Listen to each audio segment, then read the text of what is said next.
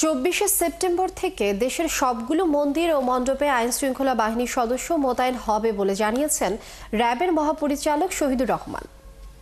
দুপুরে রংপুরের কালীবাড়ি মন্দির পরিদর্শনে যান র্যাবের মহাপরিচালক। পরে তিনি সাংবাদিকদের সাথে কথা বলেন। এই সময় শহীদুর রহমান জানান, বিশৃঙ্খলা এড়াতে মন্দির ও মণ্ডপে সিসিটিভি লাগানো ও নিরবিচ্ছিন্ন বিদ্যুৎ সংযোগের ব্যবস্থা করা হচ্ছে। পাশাপাশি সীমান্ত এলাকার ৭,০০০ ও ঝুঁকিপূর্ণ মণ্ডপগুলোতে র্যাবের সদস্যরা সতর্ক থাকবে বলেও জানানো হয়।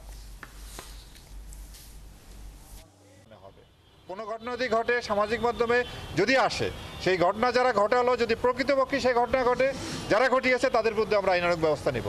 আর যদি এটি মিথ্যি গুজব হয়, যেই গুজবটা ছড়িয়েছে তার বিরুদ্ধে আমরা আইনানুগ ব্যবস্থা নিব। আমরা সতর্ক আছি।